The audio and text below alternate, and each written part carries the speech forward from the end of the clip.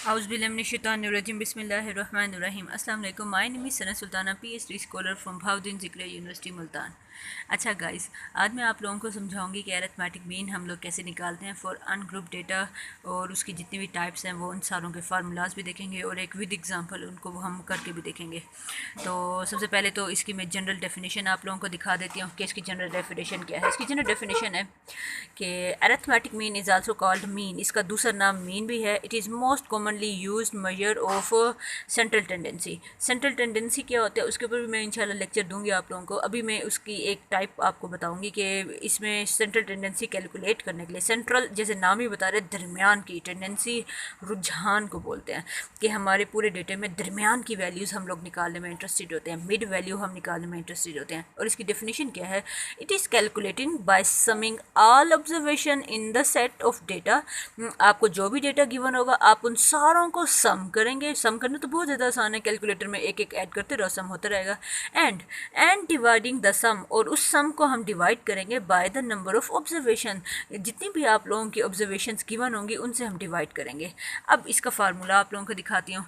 Bye summing all values, उसका मतलब है sum all values and dividing by n. अच्छा, अब इसको हम मीन्स भी डिनोट करते हैं, इससे भी डिनोट करते हैं। ये क्योंकि सैम्पल डेटा से हम लोग निकाल रहे हैं तो इसके मीन को हम एक्स बार कहते हैं, ठीक है। और अक्सर ऐसा भी होता है कि ये तीनों में से कोई दो चीज़ें आपको दे दी जाती हैं, तीसरी चीज़ कैलकुलेट करने के लिए कहा जाता है।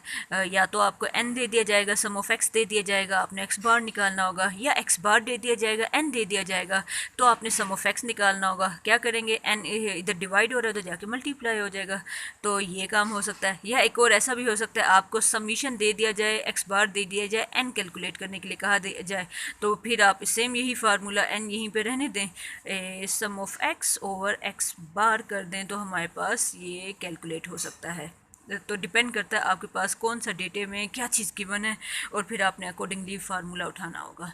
तो एक फार्मूले से देखा है कि हमारे कितने सारे फार्मूलाज निकल आए हैं।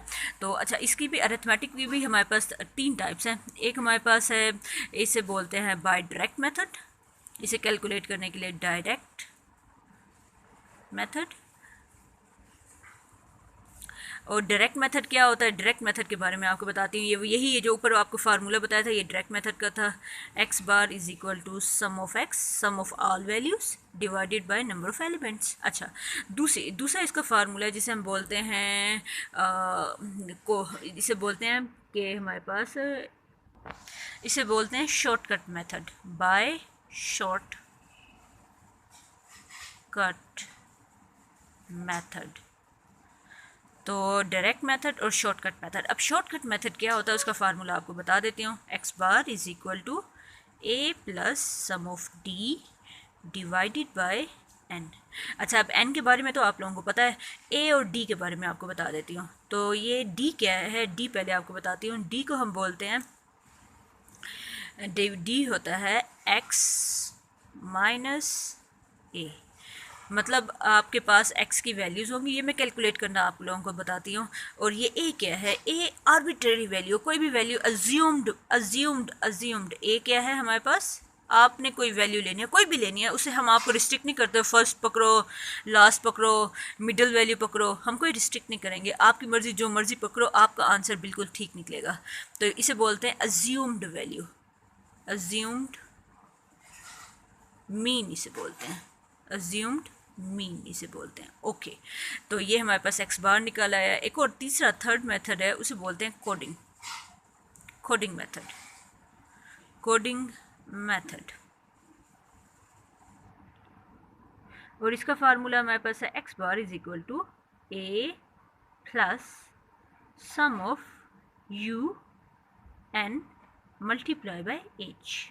ओके, अब इधर हमारे पास क्या है? एन आपको पता है, ए अज्यूम्ड वैल्यू हमारे पास है, और यू, अब यू का फार्मूला मैं आप लोगों को बता देती हूँ वो क्या है।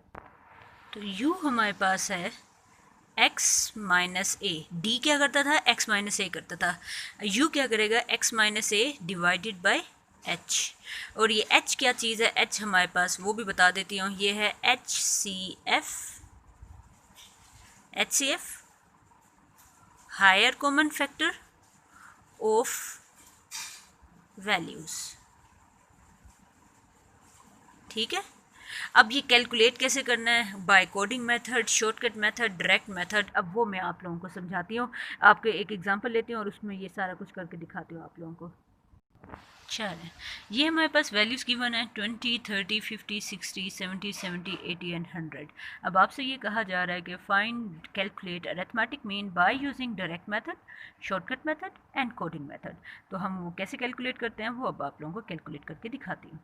तो ये हमारे पास है 20, पहली वैल्यू है 20, 30, 50, 60, 70, 70, 80 एंड 100। ओके, तो सबसे पहले अच्छा एक काम याद रखिएगा, जो भी चीज़ आप कैलकुलेट कर रहे होते हैं ना, सबसे पहले उसका फार्मूला देख लो, क्योंकि जब हम फार्मूला लिख लेते हैं ना डायरेक्ट मेथड, इसका फार्मूला आपके सामने लिख देती हूँ ताकि फिर हमारे सामने ना शेप बन जाती है कि हमने करना क्या है, डिवाइडेड बाय एंड। ठीक है, अच्छा अब आपने क्या करना है, एक्स सम ऑफ एक्स का मतलब क्या है, इन सारी वैल्यूज़ को ऐड करके यहाँ आंसर लिखो टोटल। तो ये तो काम सबसे ज़्यादा आसान, क्या 20 plus 30 plus 50 plus 60 plus 70 two times and plus 80 and finally plus 100। तो ये हमारे पास हो गया 480। ओके, बात हो गई, समझ आ गई।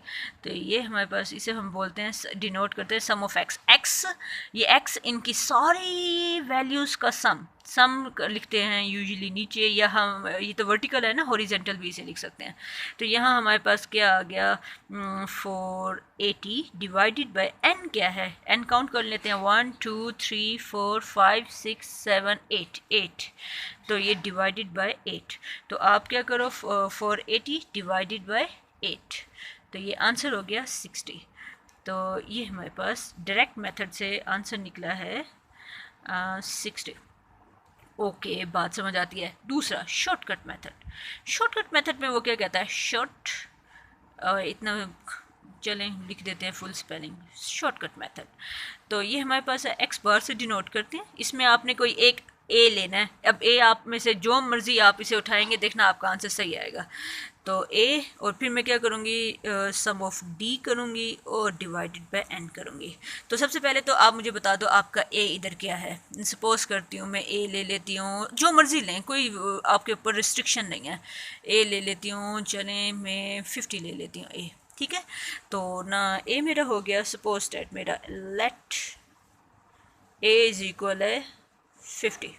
ठीक है, अब आपने क्या बनाना है, आपने बनाना है डी बनाना है। डी क्या होता है, एक्स माइनस ए, जो कि आपका है एक्स माइनस 50। अच्छा चलो वो निकालते हैं, 20 माइनस 50 होता है माइनस 30, 30 माइनस 50 होता है माइनस 20, 50 माइनस 50 होता है, आंसर होता है 0, और ये होता है 10, ये होता है 20, ये होता है 20, ये होता है 30, और ये होता है 50। और आपसे अब क्या कहा जाता है कि डी, आपको ए भी आपने निकाल लिया, सम ऑफ डी चाहिए। तो सम ऑफ डी, इन सारी वैल्यूज़ को ऐड करो और आंसर देखो क्या आता है। ये देखो, ये 20 20 को कैंसिल कर देगा, 30 30 को कैंसिल कर देगा, ये 20 बचा, ये 10 बचा और ये 50 बचा, ये तो ये 80 हो गया।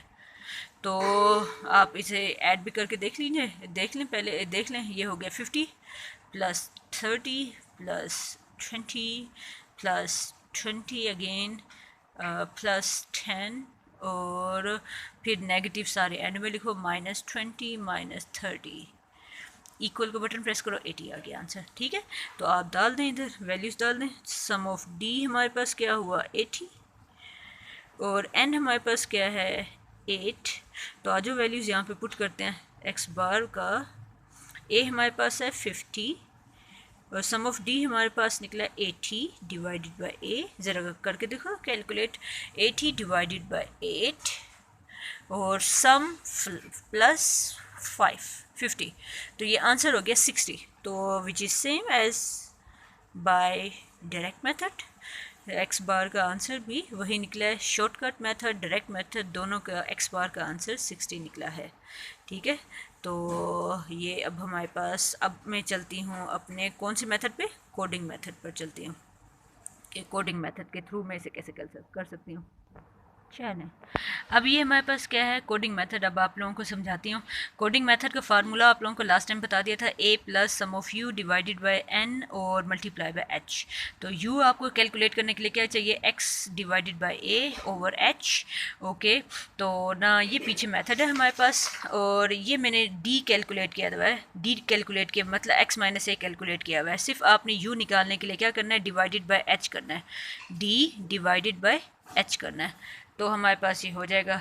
और अब सबसे पहले बात तो इधर h क्या होगा वो हमें पता चले। h आप कैसे निकालेंगे, ये देखें, आप देखें हर वैल्यू में जो चीज़ कॉमन है, ये 20 के पास है, वो 30 के पास भी होगा, 50 के पास भी होगा, 60 70 80 100 सबके पास होगा।